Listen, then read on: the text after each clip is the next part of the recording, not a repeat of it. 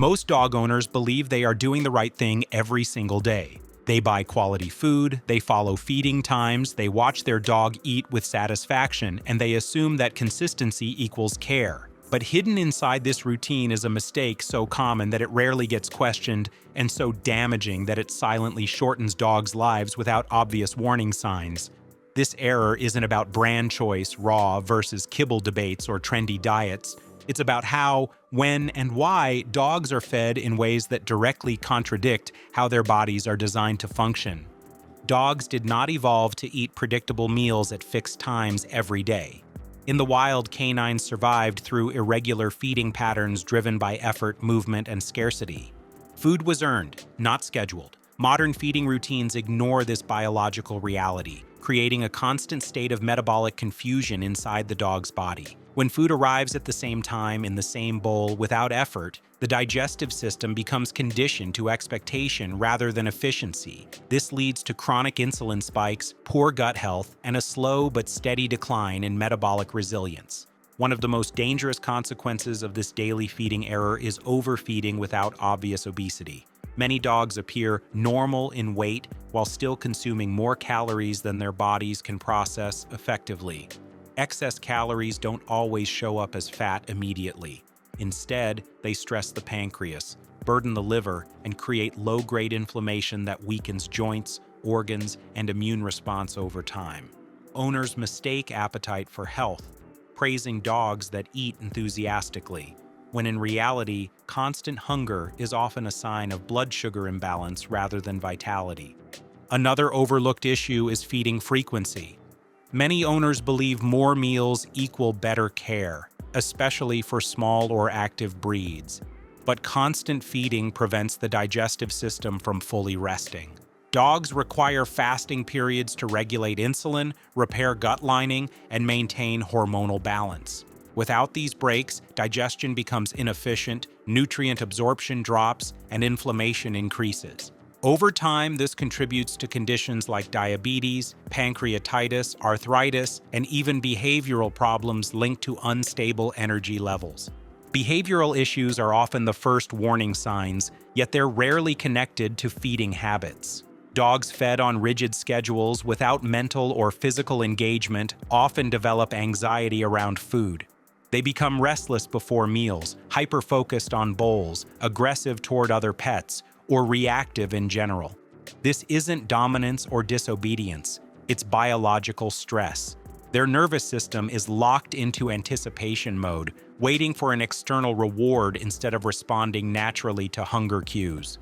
Portion size is another silent killer. Most owners rely on bag recommendations, unaware that these guidelines are intentionally inflated. Pet food companies calculate portions based on maximum activity levels to avoid underfeeding complaints. The average household dog does not meet these activity levels. Feeding based on the bag instead of the dog's actual lifestyle results in chronic overconsumption.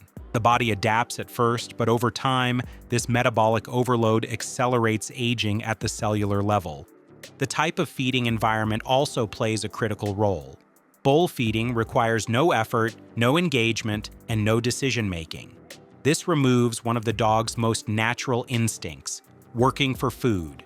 When dogs are denied this outlet, the energy has nowhere to go. It manifests as destructive behavior, excessive barking, pacing, or withdrawal.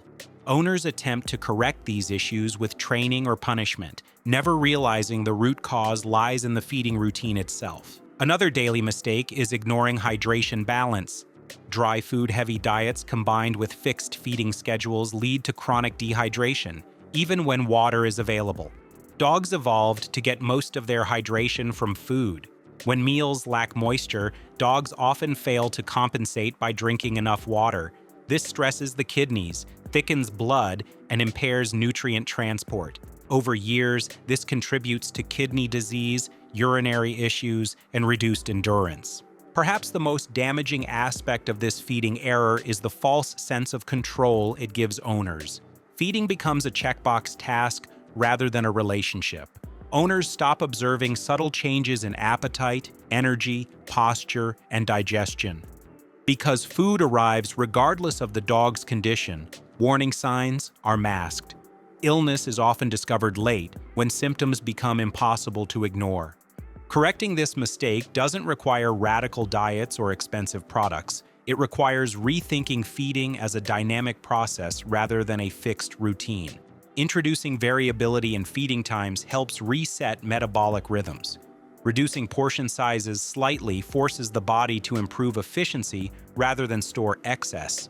Incorporating food-based enrichment like puzzle feeders, scatter feeding, or training rewards restores the natural work-to-eat relationship dogs are wired for. Fasting periods, when done responsibly, allow insulin levels to normalize and digestive systems to recover. This doesn't mean starving a dog. It means respecting biological rhythms instead of imposing human convenience. Even a single skipped meal once or twice a week can significantly improve metabolic health for most adult dogs. Observation is the most powerful tool owners have. Watching how a dog responds to food, not just how fast they eat it, reveals far more about health than a scale ever could. Energy after meals, stool quality, coat condition, and emotional stability all reflect feeding accuracy. When these indicators improve, longevity follows. The fatal nature of this feeding error isn't dramatic or immediate. It's slow, quiet, and normalized. Dogs don't complain. They adapt until they can't. By the time symptoms appear, damage has often been accumulating for years. Owners blame age, genetics, or bad luck, unaware that the cause was embedded in a daily routine that seemed loving and responsible. Feeding a dog isn't just about nutrition, it's about respecting biology, honoring instincts, and understanding that convenience can be harmful when it overrides nature. The dogs that live longest, move freely in old age, and remain mentally sharp are rarely the ones fed the most. They are the ones fed with intention, observation, and restraint. Changing how you feed your dog may feel uncomfortable at first. Routine feels safe. But safety isn't found in repetition. It's found in alignment with how the body is meant to function. When feeding supports biology instead of fighting it, dogs don't just live longer, they live better. And the most powerful realization for any owner is this: love isn't measured by how often you fill the bowl. It's measured by how deeply you understand what your dog truly needs. Another layer of this feeding mistake lies in how owners interpret weight and body condition. Many dogs are praised for looking well-fed or solid, when in reality they are already carrying excess strain on their joints and organs. A dog's ideal condition is lean, agile, and athletic, with a visible waist and easily felt ribs under a light fat layer. Yet social normalization of overweight pets has shifted perception. Owners compare their dogs to others rather than to biological standards, allowing gradual decline to feel normal. This normalization delays corrective action until movement becomes stiff, playfulness fades, or medical issues arise. Age compounds the damage caused by improper feeding routines. Puppies may appear resilient, burning excess calories through constant movement, masking early metabolic stress. As dogs age, their energy requirements drop, but feeding habits often remain unchanged. The same portions given during peak activity years continue into middle and senior age, overwhelming slower metabolisms. This mismatch accelerates aging, leading to earlier onset of arthritis, heart strain, and endocrine disorders. Many owners assume these issues are unavoidable parts of aging, not realizing they were quietly engineered by years of overfeeding and metabolic pressure. Treats are another hidden contributor to the daily feeding error. Owners often separate meals and treats mentally, failing to account for the cumulative caloric load. Training treats, dental chews, table scraps, and just one bite moments add up quickly. For a dog, even small extras can represent a significant percentage of daily intake. What feels insignificant to a human can equal an entire extra meal in caloric terms.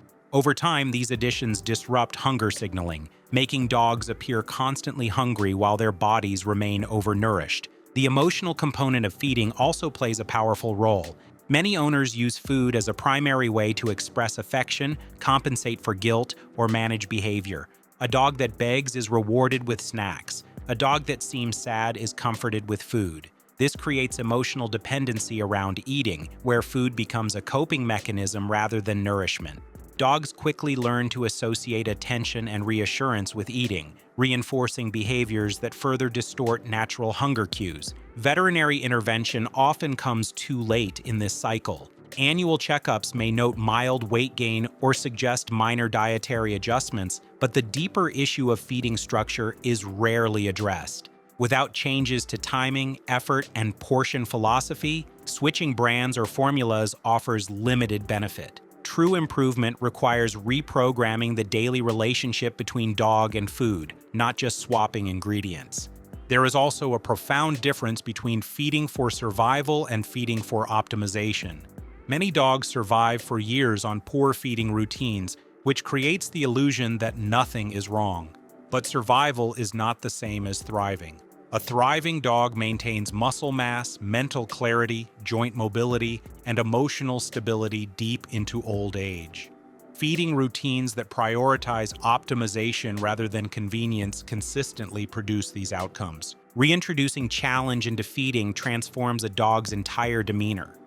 Dogs that work for their food show improved focus, reduced anxiety, and better impulse control. Their meals become mentally stimulating events rather than passive consumption. This mental engagement reduces boredom-driven behaviors and creates a sense of fulfillment that no chew toy can replicate. Food stops being the highlight of the day and becomes part of a balanced lifestyle. Seasonal and activity-based feeding adjustments further align nutrition with reality. Active days require more fuel, while rest days require less. Wild animals instinctively follow this pattern, but domestic dogs rely on owners to make these adjustments. Maintaining identical portions regardless of activity ignores this basic biological principle. Simple observation and flexibility can prevent long-term metabolic damage. The irony of this fatal feeding error is that it comes from good intentions. Owners want their dogs to be happy, full, and satisfied. But fullness does not equal health. Slight hunger, like mild physical exertion, is not harmful. It is natural. It keeps systems responsive, efficient, and resilient. Dogs that experience gentle hunger signals maintain better self-regulation and metabolic balance than those constantly fed ahead of need. Over time, correcting this mistake rewrites the dog's internal signals considered normal. Energy becomes stable instead of spiking and crashing. Appetite becomes calm instead of frantic. Behavior becomes balanced instead of reactive. These changes often appear subtle at first, but they compound into dramatic improvements in lifespan and quality of life. The responsibility of feeding a dog goes far beyond filling a bowl. It is an act that shapes physiology, psychology, and longevity every single day. When done incorrectly, the damage is invisible until it becomes irreversible. When done correctly, the benefits are profound and lasting. The final truth is uncomfortable but empowering. Most feeding-related health problems are preventable, not through perfection, but through awareness and restraint. Owners who take control of feeding habits reclaim years of life for their dogs without medication, surgery, or extreme intervention. If this perspective has challenged what you thought you knew about feeding your dog, that discomfort is a sign of growth. Small changes made today can undo years of silent damage and prevent years of future suffering. Your dog cannot choose how it is fed. That responsibility belongs entirely to you. So take a closer look at the bowl, the portions, the timing, and the intent behind every meal. Feed less, observe more, and align your choices with biology rather than habit. If you want your dog not just to live, but to thrive well into old age, start with the one routine you repeat every single day. If this helped you see dog nutrition differently, share it with another owner who loves their dog just as much. Subscribe for more insights that challenge common mistakes and replace them with knowledge that truly protects the animals we care about. Your dog's future depends on the choices you make today.